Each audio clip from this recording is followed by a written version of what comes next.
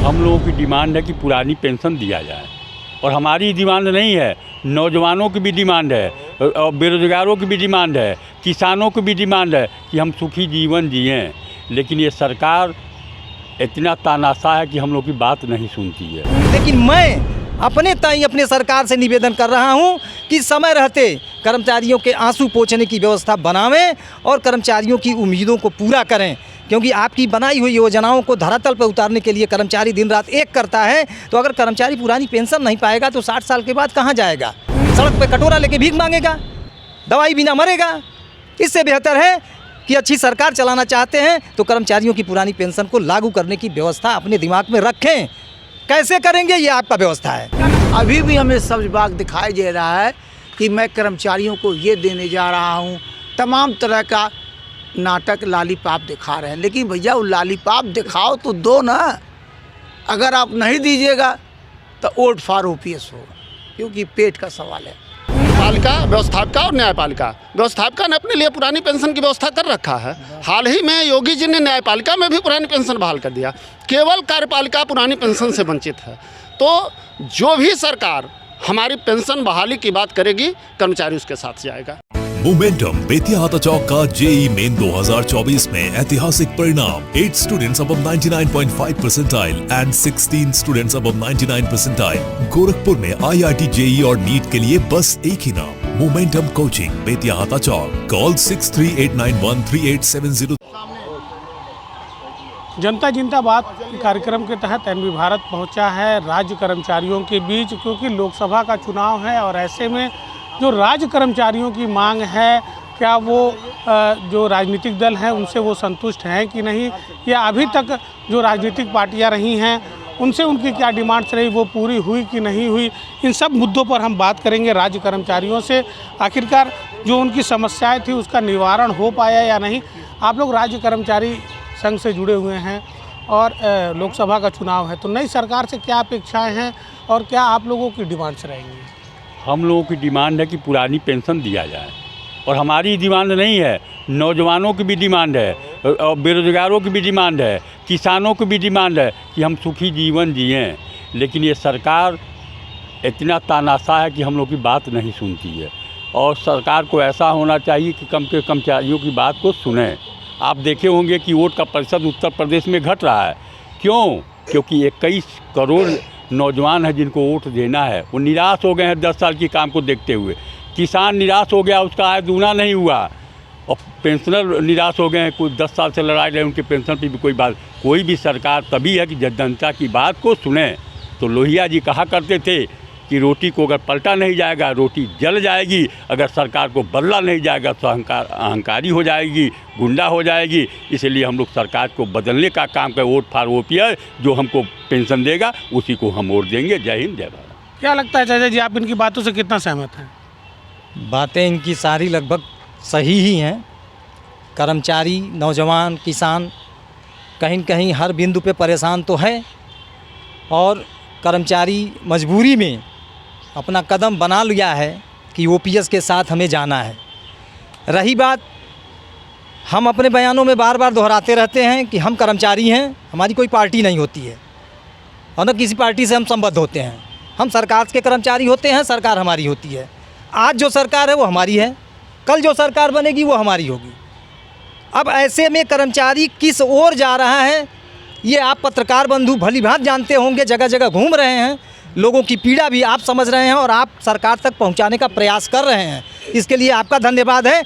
लेकिन मैं अपने ताई अपने सरकार से निवेदन कर रहा हूं कि समय रहते कर्मचारियों के आंसू पोंछने की व्यवस्था बनावें और कर्मचारियों की उम्मीदों को पूरा करें, क्योंकि आपकी बनाई हुई योजनाओं को धरातल पर उतारने के लिए कर्मचारी दिन रात एक करता है। तो अगर कर्मचारी पुरानी पेंशन नहीं पाएगा तो 60 साल के बाद कहाँ जाएगा? सड़क पर कटोरा लेके भीख मांगेगा, दवाई बिना मरेगा। इससे बेहतर है कि अच्छी सरकार चलाना चाहते हैं तो कर्मचारियों की पुरानी पेंशन को लागू करने की व्यवस्था अपने दिमाग में रखें। कैसे करेंगे ये आपका व्यवस्था है। क्या लगता है जो आप लोगों की मांग थी इससे पहले की जो पूर्ववर्ती जो सरकारें रही हैं उनमें अगर देखा जाए तो कौन बेहतर था आप लोगों के हिसाब से? नहीं, ये कहना हमारे लिए इस पीरियड में तो एकदम संभव नहीं है, क्योंकि हम कर्मचारी नेता हैं और कर्मचारी भी हैं। हमारी एक आचरण नियमावली है, चुनाव भर हम जो सरकार होगी उसके साथ मिलकर के उसके आदेशों निर्देशों का पालन करते रहते हैं। इसलिए जो सरकार हमारे सामने है, हम उसी सरकार को बार बार, हमारा सिद्धांत पुराना घर में भी है कि आप हमारे हैं तो हम पड़ोसी की गुणगान नहीं करेंगे। हम आपके गुण दोष को कहेंगे कि बाबू आज बाज़ार जा रहे हैं तो थोड़ा अच्छा शर्ट पहन के जाइए, बढ़िया लोग आपको मिलेंगे। इसीलिए मैं अपनी सरकार को बार बार चेतावनी दूंगा, बार बार आग्रह करूंगा, बार बार सुझाव दूंगा कि अपने रहते अपने तय प्रयास अपने कर्मचारियों को संतुष्ट करिए, और नहीं तो जनतंत्र लोकतंत्र सरकार बदलना सबके हाथ में आता है। वोट सबके पास है, वोट आप भी देने जाते होंगे, वोट हम भी देने जाते हैं, तो वो तो वोट के दिन पता चल जाएगा और आने वाला रिजल्ट बता देगा कि कर्मचारी कितना संतुष्ट है, कितना संतुष्ट रहेगा। क्या लगता है चाचा जी, कर्मचारियों की अगर बात करें तो सरकार की योजनाओं से कितना संतुष्ट है? देखिए, कर्मचारी एक यही मुद्दा है कि क्या होता है, ओपीएस बहाल करे, बढ़ोतरी का व्यवस्था करे। अगर बढ़ोतरी व्यवस्था सरकार नहीं करती, बच्चे कहाँ जाएंगे? आज के समय वेतन मिल रहा है, वेतन नहीं मिलेगा, पेंशन नहीं मिलेगा, बच्चे एक गिलास पानी नहीं देंगे, है बुढ़ापा कैसे कटेगा? सरकार से यही निवेदन है कि बुढ़ापे की व्यवस्था करें। क्या लगता है कि जिस तरीके से जो मौजूदा सरकार है वो 80 सीटों पर जीतने की बात कह रही है, अगर राज्य कर्मचारियों ने साथ दिया तो क्या लगता है कि 80 सीटों पर जीत होगी? और राज्य कर्मचारी क्या चाहते हैं? जीत नहीं होगी यस, और 400 पर 400 जो कहा जा रहा है वो 400 पर 400 होगा नहीं। क्यों कि इस समय वर्तमान समय में देश का कर्मचारी, हम गोरखपुर की बात नहीं करते, देश की बात करते हैं। देश के संगठनों में मैं हूँ, इस नाते देश की बात कर रहा हूँ कि पूरे देश के कर्मचारी, पेंशनर, ईपीएस पेंशनर यानी प्राइवेटाइजेशन और निगम के जो भी कर्मचारी हैं, रिटायर हुए हैं, उनकी संख्या भी लाखों पेंशनर हैं। और उसके बाद से ये बेरोज़गार बच्चे, आज भी लाखों लाख पद खाली है। केंद्र में लगभग 9-10 लाख पद खाली होगा, रेल में सिर्फ, और सब जगह प्रोविंशियल में, गवर्नमेंट में, हर प्रदेश में जगह खाली है। अगर वास्तव में सरकार चाहे तो रामराज बन जाएगा। और इस बात के लिए हम लोगों ने तमाम तरीके से आंदोलन किया। क्रमिक भूख हड़ताल भी आपने देखा हम लोगों ने किया, तमाम धरना दिया, तमाम हम लोग धार्मिक कार्य भी किए, श्री राम जी को ही मनाए। और अभी नवमी के दिन माँ जगदम्बा से भी प्रार्थना किया गया कि सरकार को सद्बुद्धि दे। सरकार को हम लोगों ने ट्विटर भी किया, चाहे मुख्यमंत्री हो चाहे प्रधानमंत्री हो, कि कम से कम बुढ़ापे की रोटी है, क्योंकि कर्मचारी हर कुछ बर्दाश्त कर सकता है, लेकिन ये पेट की रोटी नहीं रहेगी तो बर्दाश्त नहीं कर सकता। इस नाते पूरे देश के संगठनों ने अभी शीघ्र ही 24 तारीख को दिल्ली में बैठक हुई है एनजेसीए की, यानी केंद्र राज्य सब मिलके, और उसमें ये निर्णय हुआ, सभी कर्मचारी संगठन के नेता थे, सभी ने ये कहा कि अब बहुत हो चुका, सरकार यदि देगी तो रामराज बनेगा, नहीं तो सब अपने मुद्दे के साथ है। अभी तक हम लोग सरकार बनाते थे एमपी एमएलए, इस बार अपने लिए बनाएंगे जो हमारा ओपीएस दे। क्या लगता है कितने कर्मचारी होंगे अगर वो सरकार की नीतियों से असंतुष्ट हैं तो सरकार पर क्या प्रभाव पड़ेगा? हम आपको बतावें कि 20 करोड़ कर्मचारी की संख्या जाएगी, इससे कम नहीं। वो क्यों कि एक तो हमारे कर्मचारी, देश के कर्मचारी कम से कम सेंट्रल को यहाँ यूपी को लेकर हमारी संख्या करीब 10 लाख के आसपास जाती है। उसके बाद पेंशनर भी बहुत हैं, और उसके बाद सीनियर ईपीएस 95 के लाखों लोग हैं पेंशनर। ईपीएस 95 को जिनको वादा किया गया था कि उनका भी पेंशन दिया जाएगा, इतनी बढ़िया योजना थी वो कि प्राइवेट काम करने वाले लोगों को भी पेंशन मिलेगी। 750 पर वार्ता हुआ, उसमें देश की माननीय सांसद हेमा मालिनी प्रबल उसकी पैरवी कर रही थी, और अपने वित्त मंत्री जी निर्मला जी से ये सब बातचीत हुई, राजनाथ जी से बातचीत होने के बाद अभी आजकल अटका है।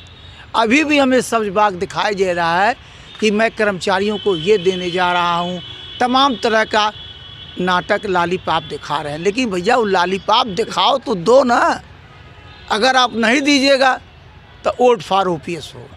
क्योंकि पेट का सवाल है। क्या लगता है भैया कि राजनीतिक पार्टियां का जो मैनिफेस्टो आया है उसमें कर्मचारियों के लिए क्या खास रहा है? कर्मचारियों के लिए किसी भी पार्टी के मैनिफेस्टो में कुछ नहीं है। कुछ पार्टियों ने अपनी मैनिफेस्टो में पुरानी पेंशन बहाली की बात रखा है, हम उनका स्वागत करते हैं, लेकिन अगर कोई भी पार्टी कर्मचारी हित की बात नहीं करेगी तो हम उसके साथ नहीं हैं। जो कर्मचारी हित की बात करेगा हम उसके साथ हैं। बाबा साहब अम्बेडकर ने संविधान बनाया था, संविधान में सरकार का 3 अंग था, कार्यपालिका, व्यवस्थापिका और न्यायपालिका। व्यवस्थापिका ने अपने लिए पुरानी पेंशन की व्यवस्था कर रखा है। हाल ही में योगी जी ने न्यायपालिका में भी पुरानी पेंशन बहाल कर दिया। केवल कार्यपालिका पुरानी पेंशन से वंचित है। तो जो भी सरकार हमारी पेंशन बहाली की बात करेगी, कर्मचारी उसके साथ जाएगा। तो क्या लगता है चाचा जी आपको, कर्मचारियों की जो डिमांड्स है वो सरकार पूरी नहीं कर पा रही? ये तो उनकी वो नहीं कर पा रही हैं। अगर वो नहीं करती हैं तो आदमी कहाँ जाएगा? जैसे बेरोजगारी से मर रहा है और पेंशन नहीं मिल रहा, पेंशन नहीं मिल रहा है, तो उनके बच्चे जो उनको कहाँ से रहने देंगे घर में? ठीक है। दूसरा जो है शिक्षा शिक्षा व्यवस्था वही एकदम ध्वस्त है, तो क्या किया जाए? बहुत परेशानी है। क्या लगता है आप लोगों के पास एक हथियार है लोकतंत्र का, ठीक है, अगर आप लोगों ने कोई मन बनाया होगा, क्योंकि आप लोग लंबे समय से डिमांड कर रहे हैं पुरानी पेंशन बहाली की, किस करवट बैठेगा कर्मचारी संघ? अब करवट क्या बैठेगा? वो संघर्ष करेगा, आगे बढ़ेगा और लड़ाई करेगा। क्या लगता है कि अगर जो सरकार आपकी बातों को मानती है तो कर्मचारी संघ जाएगा, नहीं तो फिर कहाँ जाएगा?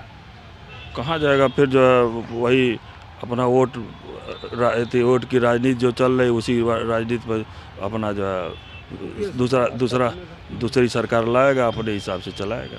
क्या लगता है रुपेश भैया कि अगर कर्मचारियों की मांग नहीं पूरी होती तो फिर कर्मचारी संघ किस करवट बैठेगा, केंद्र और राज्य की अगर बात करें? देखिए, झटका तो उनको लगेगा और उनको पता है, अभी भी तमाम तरह की जो बातें कर रहे हैं, तमाम बातें आ रही हैं कि आपका पेंशन 40%, 45% या 50% कर दिया जाएगा। इस पर संगठन मान नहीं रहा है। हम पुरानी पेंशन ही लेंगे। क्यों? कि हमारे माननीय लोग 4-4 पेंशन 55 पेंशन लेंगे। और ये गजब की लीला देखिए, 1 नेशन 1 पेंशन की कहावत है। माननीय लोग पाएंगे एनपीएस, ओपीएस, हम पाएंगे एनपीएस, यानी हमको पेंशन नहीं, हमारे माननीय लोग पेंशन पा रहे हैं ओपीएस, और 4-4 पेंशन पा रहे हैं। हजारों फर्जी सांसद हैं, माननीय मोदी जी जांच करा लें, और उसमें बड़े बड़े सेलिब्रिटी हैं, बड़े बड़े लोग हैं। यहाँ कहाँ से ही सब आ गए भैया सांसद बन के पैसा लेने, और वो पेंशन बहुत तगड़ा है, लाखों लाख से ऊपर है पेंशन। हमारे देश को तो आर्थिक संकट में डालने वाले ये माननीय लोग हैं, लेकिन उनकी बात नहीं कर जा रही है। कर्मचारियों की बात कही जा रही है कि कर्मचारियों को पैसा देने से बहुत खर्चा है, इसीलिए नियुक्ति हम नहीं कर रहे हैं। अरे भैया, देश का निर्माण इसी तरह नहीं हुआ था। हमारे बच्चे कहाँ जाएंगे? आप संविदा की तरह नियुक्ति कर रहे हैं, अग्निवीर की तरह नियुक्ति कर रहे हैं, उससे भविष्य बनेगा? बच्चे 2 ही बच्चे मान लीजिए, ये बच्चे आपके भी हो सकते हैं, हमारे भी हो सकते हैं, तो कैसे जीवन चलेगा? आप 3 महीना साल भर करेंगे सब, फिर आप हटा दीजिएगा, गारंटी क्या है? तो संविदा की नौकरी से तो आदमी हार्ट फेल होकर मर जाएगा। और कितने लोग तो सदियाँ नहीं कर सकें। अभी कई लोग रिश्तेदारी में वास्तव में कहते हैं कि तनी सरकारी लड़का बतैया। हमको अब सरकारी लड़का अब गए जमाने से भैया, सब संविदा मिली, तो बताइए, सोचिए कि हम कहाँ जा रहे हैं। यानी कर्मचारियों का भविष्य तो बिल्कुल इन्होंने ख़त्म कर दिया। तो ये थे कर्मचारी संघ के लोग जिन्होंने सरकार से ये अपेक्षा की थी कि उन्हें जो उनका ओपीएस है वो मिलेगा, लेकिन अभी भी सरकार तमाम तरीके के वादे ही कर रही है। लेकिन लोकसभा का चुनाव है, अब देखना होगा कि जो कर्मचारी संघ है वो किस तरीके का निर्णय लेता है। क्या वो पुरानी सरकार को पुनः बनाएगा या फिर नई सरकार को लाने का काम करेगा? अब ये देखने वाली बात होगी। एनबी भारत के लिए गोरखपुर से निखिलेश प्रताप सिंह।